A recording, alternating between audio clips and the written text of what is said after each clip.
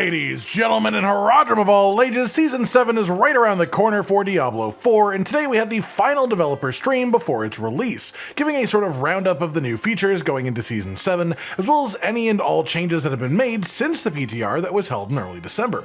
A lot of the stream was just sort of rounding up a lot of the already known stuff about the season, however they did work in a fair bit of player feedback and made changes from this as a result. So let's break down a sort of recap of the existing Season 7 information, and then of course anything new of note from this hour-long stream as quickly and concisely as possible to keep you all in the loop. First up, a quick roundup of Season 7 itself. One of the major features that we're getting is the Armory, build loadouts, saving and swapping. It'll be lovely, it'll make it a lot easier, and it won't cost gold to actually swap between these. The main mechanic and theme of the season is Witchcraft powers, with the actual main gameplay activity resulting from this being the new Headhunt regional event, which is very much sort of like Helltide, but focused around Whispers of the Dead as a concept and being active in multiple zones at a time. There will be lots of interactable, interesting bits inside of this, as well as bosses that can spawn during the activity to drop goodies that you can use to craft the new occult gems. This activity has all new Whisper of the Dead activities within it, and adjusted versions of the old Whispers events too, and as you complete Whispers within a Headhunt zone, you will increase the chances of spawning the Headrotten boss from the cocoons that are created, or a fugitive head boss instead. This mainly exists as well to fuel the new seasonal power, which is the Witchcraft powers. These are functionally very similar to the vampiric powers that we had in Season 2. You can pick and equip them once you've unlocked them from a selection. They have interactions and synergies with each other, and they are all upgradable from their initial versions for bonus effectiveness and added extra effects as well. It's also worth noting here that they actually added a full new Witchcraft power in for the live release after the PTR, which is Force of Will. This is a Psyche power that gives you increased damage for your next overpower after you kill an enemy, stacking up until you trigger it, with a rank upgrade bonus that makes it apply to your next 2 overpowers instead of just 1, so this actually has quite a bit of potential given the power of overpower already. You get Coven's Favour from completing Whispers of the Dead, and this is the new reputation track sort of for this season. Some of the Witchcraft comes from the Coven's Favour, others you have to learn by spending the new Restless Rot currency that you get from the Headrotten or the Headhunt events to unlock or upgrade the powers. And fun bonus, they will apply to your alts too, so you only have to unlock and upgrade the Witchcraft powers once per account. Not all powers can be found this way, however. Some will spawn randomly throughout your journey at lost altars, in dungeons in the world, and you can find upgrades for your powers through this as well instead of having to pay for them. The next actual activity then are the Rootholds. This requires a new type of sigil from Whispers of the Dead caches or silent chests to drop, and these are relatively highly dense little mini dungeons full of head-rotten enemies, so you can get a lot of Restless Rot in a short period of time. Inside of these there are also rites and ceremonies, which are options that you can use to increase the difficulty of the remainder of the dungeon, but gain increased rewards. These Rootholds are also guaranteed to have headhunt bosses at the end of them, some of which will have heads that you can collect after you kill them and then exchange for occult gems. These can affect and alter your existing Witchcraft powers, or give you general bonuses as a reward for having a certain Witchcraft setup too. These can only be slotted into your jewelry sockets, and they give you armor and resistances for equipping them on top of the actual special effect they give as well.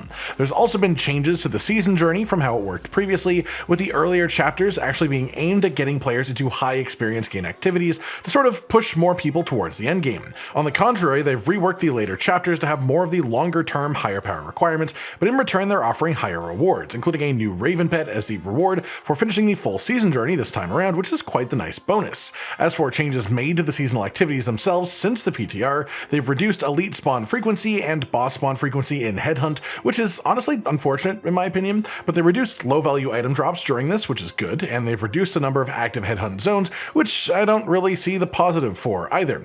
As well as some other things that were mentioned just as general changes is the fact that you don't actually have to do your class quest anymore once you hit the level that you would unlock the quest. You just have the actual mechanic unlocked, but you can still do your class quest to get you some class specific legendary aspects, which is sort of nice. It was also at this point that they mentioned in passing the patch 2.1.1 will happen roughly 2 weeks after the season starts, so there's already a more major pliant patch in the works, and we have a timeline on it too.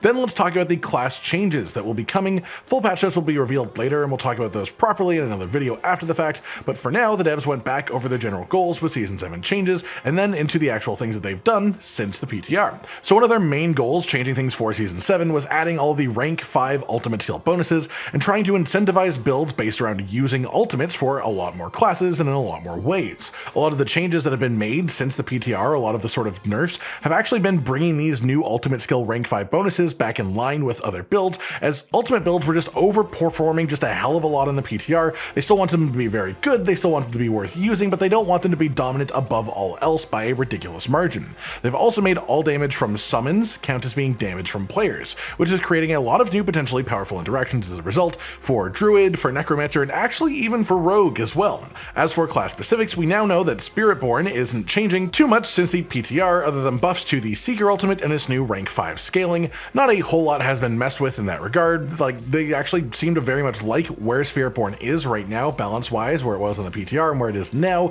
and instead want to bring all the other classes closer to where Spiritborn currently is, rather than moving Spiritborn closer to something else, as an idea for their sort of long-term goals. For Barbarian, they are buffing some core skills, notably and specifically Hammer of the Ancients, which was already likely a part of the strongest Barbarian build to come this season, but they've also boosted Whirlwind a bit, which was a nice change to see too.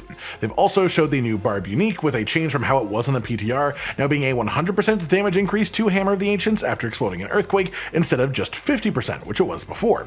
Then we have Sorcerer. This was underperforming a lot on the PTR, so they gave it more buffs than they did to other classes, lots of which on just passive effects, and especially to Searing Heat and Icefall to make them apply to more, if not all, damage types, and make them able to be worked into more builds and setups as a result, rather than being overly specific. As well, they changed the Firebolt enchantment when it came to the PTR, and it has been changed even further before it will reach live servers, as it will now also fire out a Firebolt whenever you trigger the heal from it too, which is quite neat. The Strike of Stormhorn unique for Sorcerer was brought into the PTR. It wasn't working properly on the PTR, but even so, the actual release version seems to be getting a damage bonus to the Super Ball Lightning's effect over the version from the PTR 2. And the alternative to this that they keep wanting to show off is the Oaken's Catalyst unique for an orbiting ball lightning playstyle as a sort of contrast. Then there's Druid, which was having a significant bug with one of their paragon nodes on the PTR that was just absolutely busted, so they have tried to account for that in their changes. They reworked the Blurred Beast aspect in the PTR, but it's been reworked again even further from that, as people weren't a big fan of how it functioned there.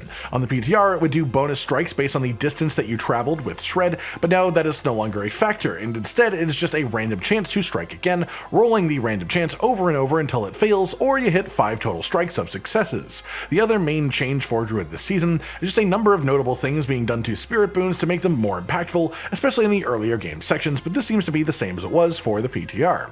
Then we have Rogue, which was quite good on the PTR, especially Rain of Arrows builds, which I've always been a really big fan of as a Rogue archetype before this, but the rank 5 upgrade bonus scaling on Rain of Arrows that they gave it made it very, very strong, and they have nerfed that scaling specifically since the PTR, but supposedly not enough that they think it will stop people from actually using it.